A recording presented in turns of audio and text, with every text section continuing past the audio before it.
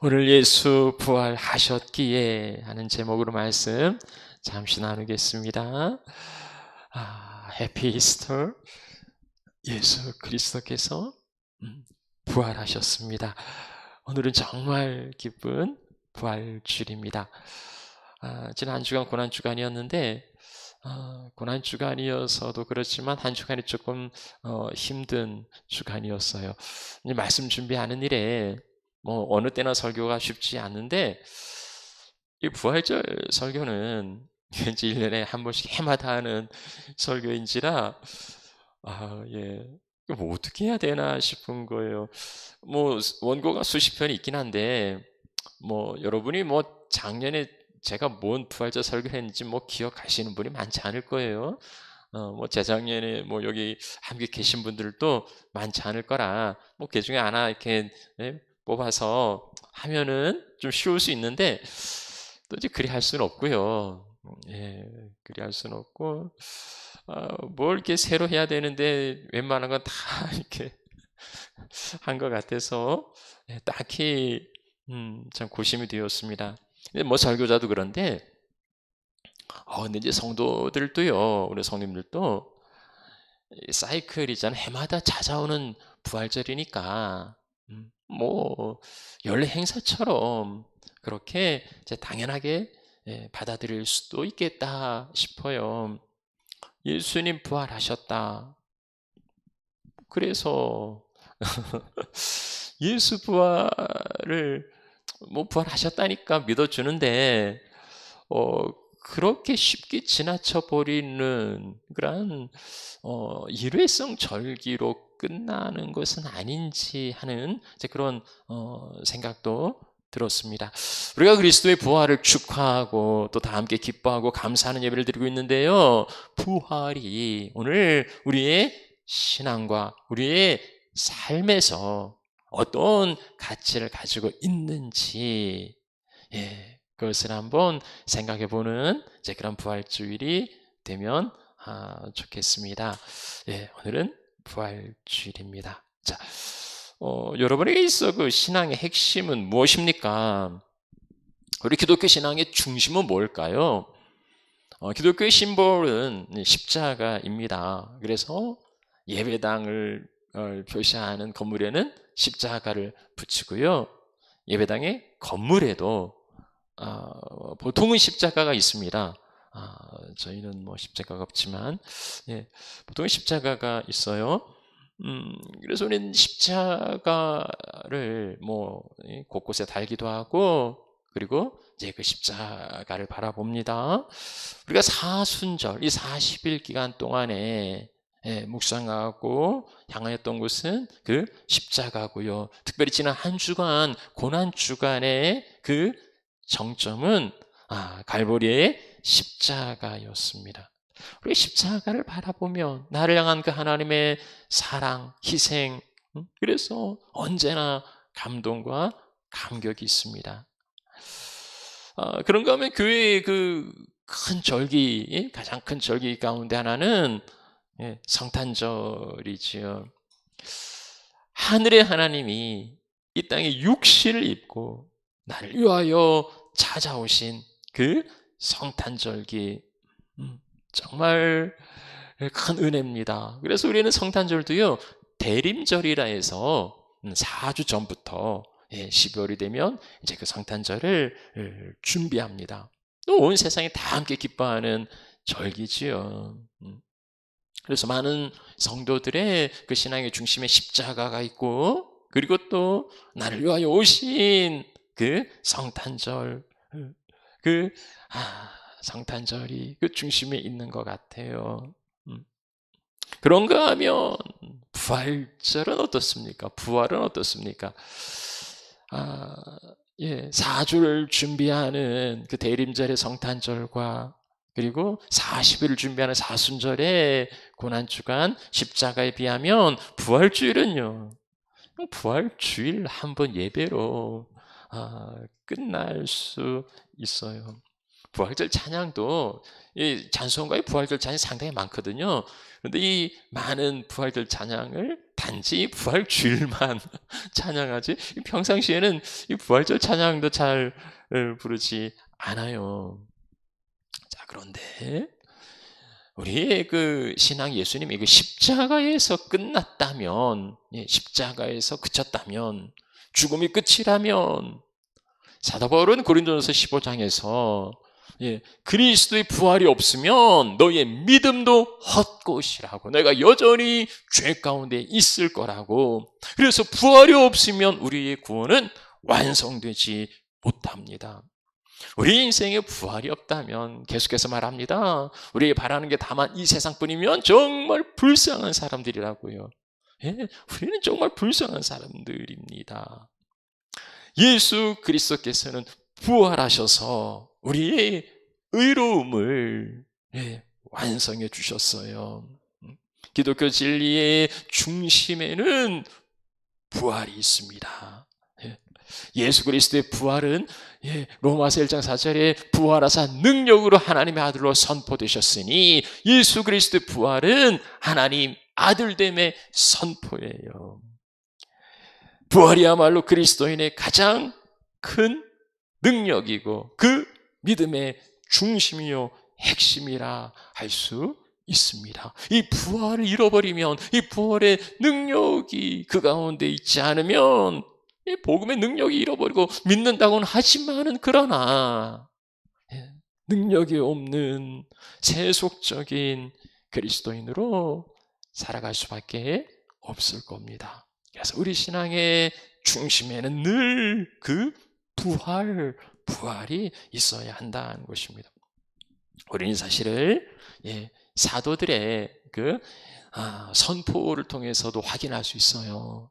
자, 사도행전은요, 사도행전 1장 8절 땅끝까지 이르러서 복음의 증인되라 주신 사명을 이루어간 그 제자들의 삶의 기록이라 할 수 있습니다. 그러면 사도들이 무엇을 전했을까요? 사도들은 그 사람들에게 뭘 전했을까요? 그리고 그들에게 무엇을 믿게 하려는 것이었을까요? 그 메시지의 중심은요, 예수 그리스도의 부활입니다. 사도들이 전한 그 복된 소식은 예수님이 죽은 자 가운데서 다시 살아나셨다는 거예요. 사도행전의 모든 설교의 핵심과 중심에는 예수의 부활이 있습니다. 그래서 사도들은요, 이제 유다의 후임으로 다른 사도를 보선하죠.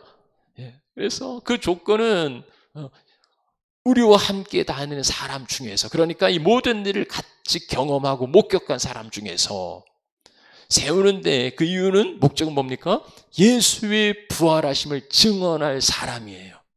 예수의 부활을 증언할 사람을 다시 세운 겁니다.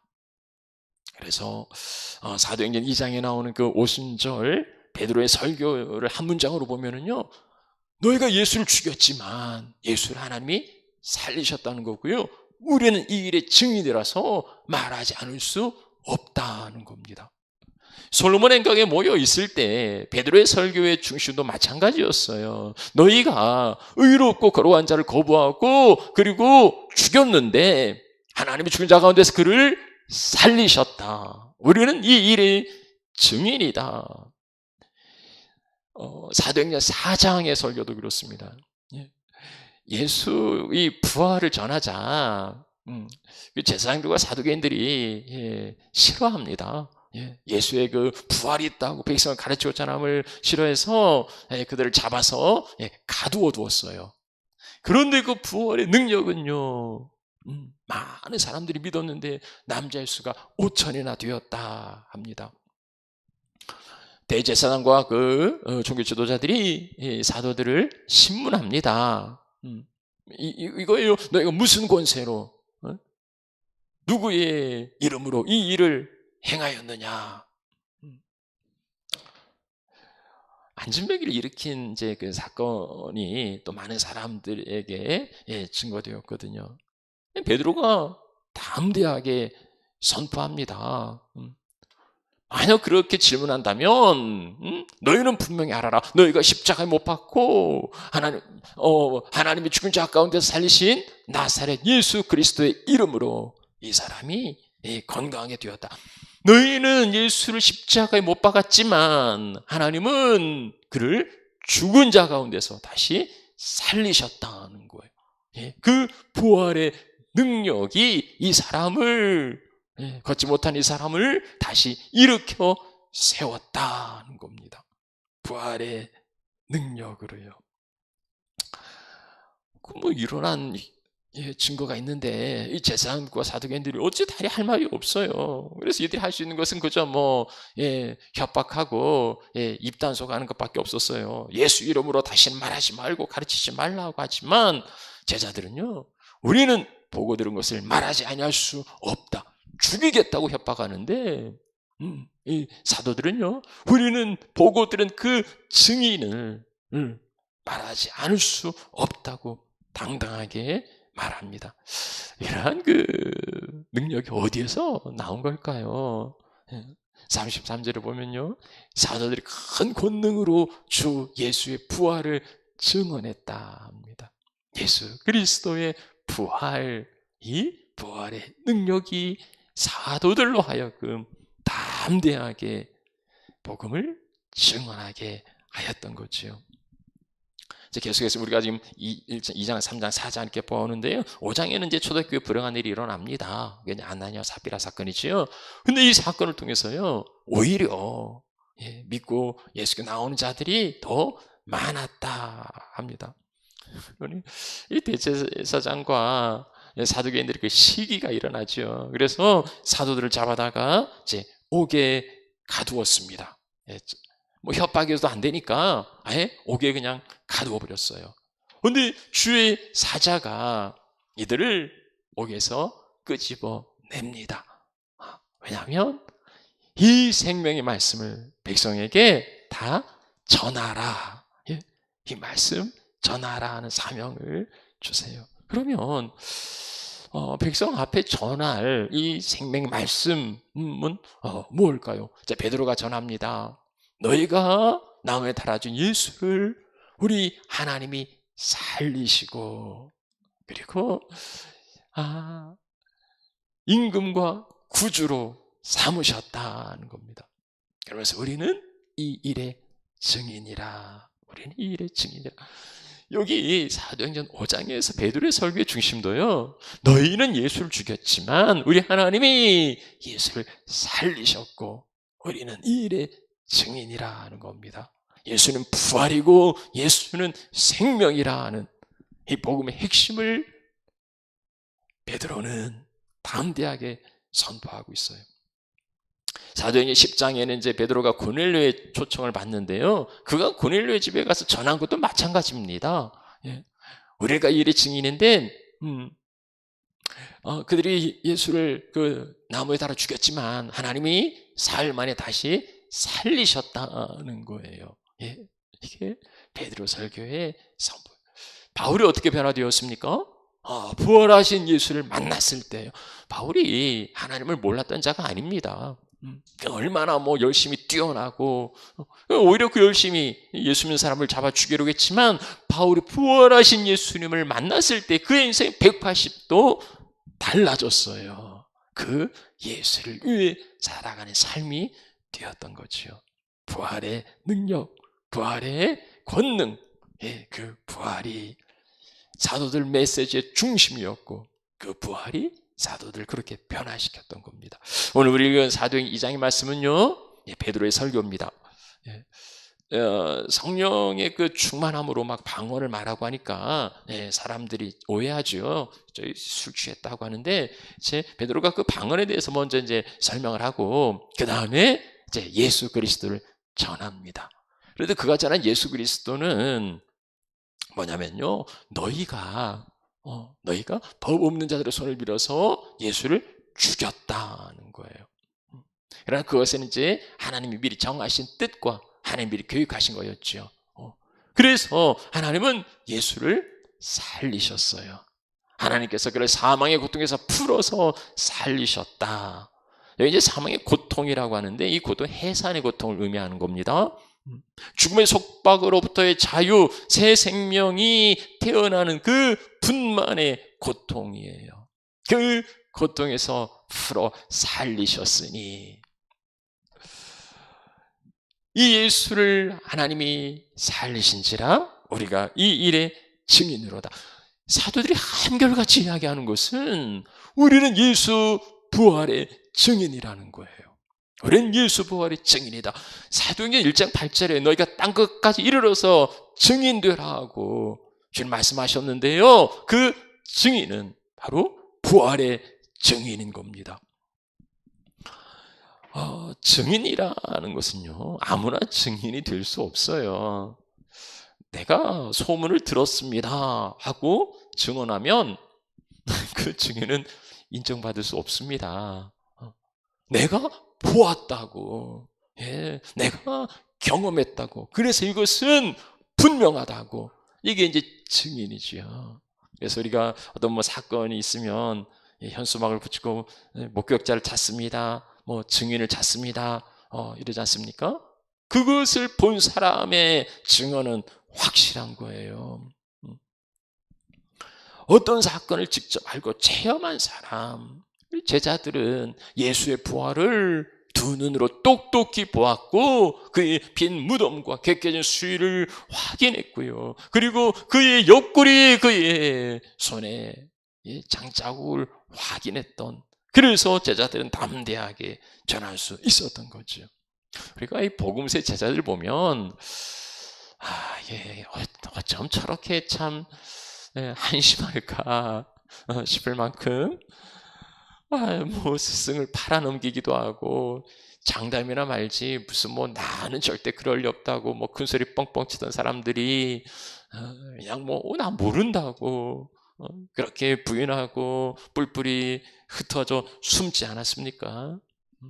근데 보세요, 이 사도행전의 제자들을 보면은요, 그들을 가로막고 죽이게도 협박하고 옥에 가두어 두어도요, 그들은 담대하게 이 부활의 소식을 전합니다. 무엇이 이들을 그렇게 죽음도 두려워하지 않는 사람들로 바꾸어 놓았을까요? 죽음을 두려워하지 않으면, 죽음을 무서워하지 않으면 세상에 두려울 게 없지요. 죽음도 어쩔 수 없는 사람, 그는 부활의 믿음을 가진 부활의 사람이에요. 그래서 사도 바울이 그렇게 말하죠. 사망아, 너의 승리가 어디 있느냐? 사망아, 너의 쏘는 게 어디 있느냐? 이렇게 담대히 말할 수 있는 것은요, 썩을 것이 썩지 아니할 것을 입고 죽을 것이 죽지 아니할 것을 입기 때문에, 사망의 권세 삼키지 아니하고 도리어 생명으로 다시 살아날 수 있기에 그 사망을 향하여서 큰 소리칠 수 있는 겁니다. 사망아, 네가 감히 나를 이길 수 있느냐? 그럴 수 없다는 거지요. 예수의 부활의 생명이 그 안에 있기 때문입니다. 부활은 우리 주님만의 진리예요. 때로 이게 다시 태어난다고 이야기하는 그런 종교도 있지만 환생이죠. 그건 무슨 짐승으로도 태어나고 그런다 하니 그건 정말 참다운 부활일 수 없습니다. 죽음을 이기는 능력은 부활이에요. 복음의 핵심도 부활이지요. 그렇다면 오늘 우리가 복음을 받고 우리 안에 복음이 있다면 이 부활의 능력도 있는가? 그 부활, 성경의 가장 중요한 핵심인 그 부활도 우리 안에 있는가? 우리도 부활의 증인인가? 십자가 구원의 감격에서 그칠 게 아니라, 십자가 앞에서 끝날 게 아니라 부활의 확신과 믿음으로 예수의 그 빈 무덤에서 부활의 확신과 능력으로 나아가야 할 것입니다. 우리의 매일의 삶 가운데서 부활의 감격과 의미와 능력을 누리면서 살아갈 수 있어야 하겠다는 겁니다. 예수의 무덤에 슬퍼하고 낙심할 게 아니라 예? 우리가 슬퍼하고 낙심하는 이유, 세상 다 끝난 것처럼 그렇게 한숨 쉬는 이유, 이제는 뭐 다 끝났어 라고 제자들도 마리아도 그렇게 낙심과 절망 가운데 있었지만은, 그러나 그 빈 무덤을 바라본 마리아는 담대하게 외치지 않습니까? 부활은요 단지 기적적인 사건이 아니고 내세를 보장해 주는 어떤 그런 약속 정도라면, 우리의 부활은 지극히 단편적인 거예요. 예수 부활이 우리도 언젠가 죽으면 부활할 거라는 그 보험 증서뿐이라면은요, 아니면 우리가 이 세상에 어떻게 살아도 우리는 부활할 거라는 그러한 면죄부를 주는 거라면, 부활은 우리 삶에 아무런 능력이 없을 거예요. 오늘 우리 신앙에 부활의 소망과 능력이 약해져 있다면은요, 어쩌면 우리는 굳이 부활을 기대하지 않아도 될 만큼 이 땅의 모든 것들을 기대하고 누리며 살아가는 지극히 현실적인, 현세적인 삶이어서는 아니겠습니까? 부활을 통해 누리는 것보다 지금 당장 현실의 유익과 즐거움을 선택하면 부활을 기대할 게 없을 겁니다.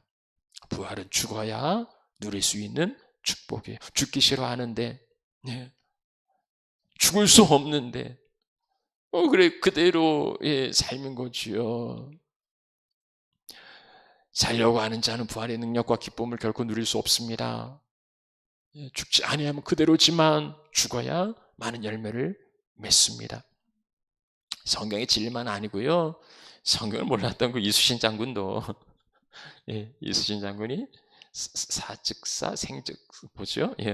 살고자 하는 자는 죽을 것이고 죽고자 하는 자는 살 것이다 했는데, 복음도 마찬가지입니다.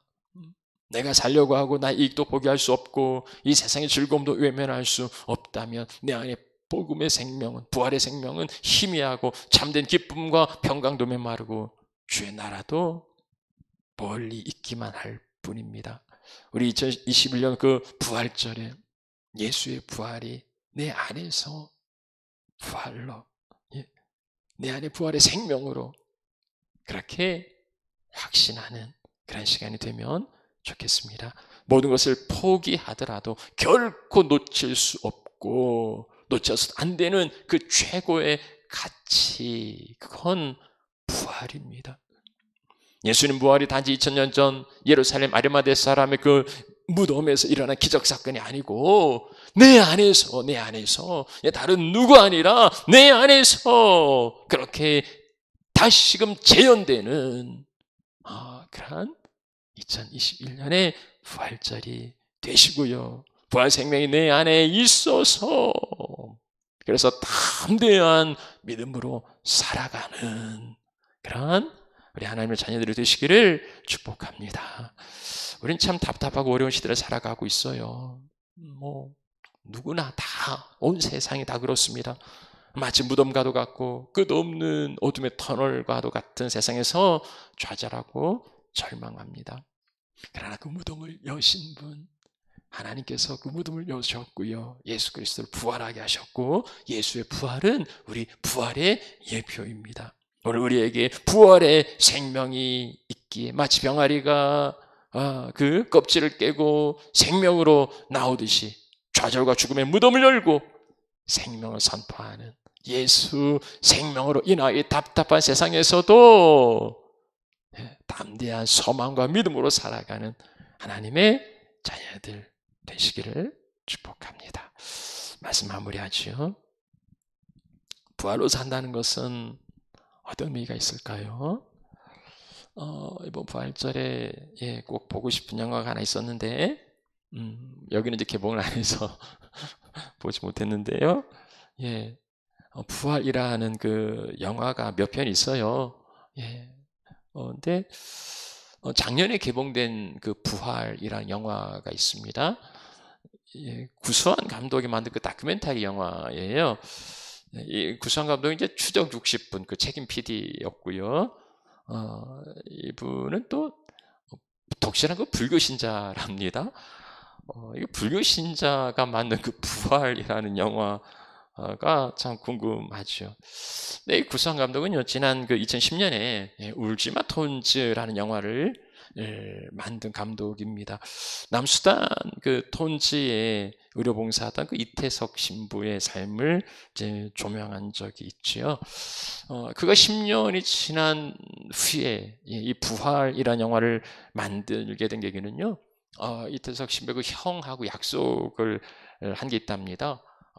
그 이태석 신부의 그 10주년이 되면 다시 그 동생의 삶을 한번 더 정리해 주기로 그렇게 한 약속을 지키려고 자기 사비로 이 영화를 만들었다고 그래요. 이태석 신부 선종 10년 후에 세상은 어떻게 바뀌었을까 하면서 이제 이 구수한 감독이 그 톤즈를 찾아갑니다. 그는 이태석 신부가 그 남수단에 학교를 짓고 가르쳤던 그 제자들을 찾아가는데요. 그가 가르친 6년 만에 그 제자들 이제 70명이 아주 훌륭하게 성장해서 사회과학 부분에서 정말 귀하게 감당하고 있는데, 이 특이한 건요, 의사거나 의대생이 된 제자가 무려 57명이나 되었다는 거예요. 이들이 의사가 된 것은 단지 먹고 살기 위해서가 아니고 그 신부님 때문에, 그 신부님 때문에 의사가 됐고, 그래서 자기도 그 신부님처럼 살아가겠다고요. 그런 결단으로 의사가 되어서 실제로 그렇게 살아가고 있더라는 거예요.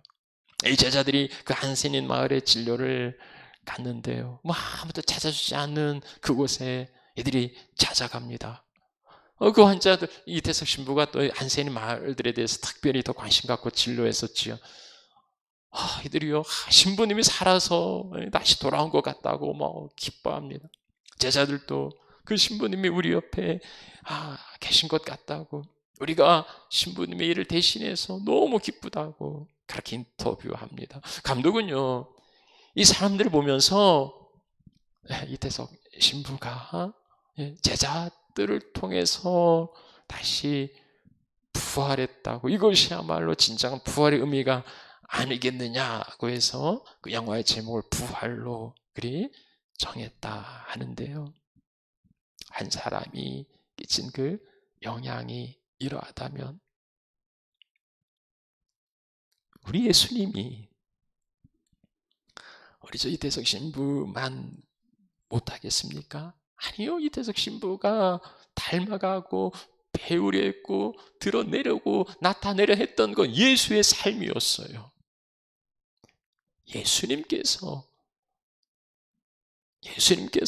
남겨주신 그 삶의 부활이 오늘 그를 따르는 제자들, 그의 자녀들, 바로 우리들을 통하여서 그대로 드러나고 나타나는 것이 부활의 참된 의미가 아니겠습니까? 예수 부활의 생명이 우리 안에 있다면 우리도 예수로 살아가는 것이 마땅하다 하겠습니다. 예수처럼 사이비 교주가 되라는 이야기가 아니고, 우리 안에 계시는 부활의 주님, 그 주님으로, 오직 예수로 살아가는 주님의 참된 제자들이 되시라는 겁니다. 부활은 단지 일회적인 사건이 아니라, 부활주일은 그저 지나가는 절기가 아니라, 부활의 생명과 능력으로 우리 안에 충만한 그런 귀하고 복된 절기가 되시기를 축복합니다. 우리 함께 찬양 드리겠습니다.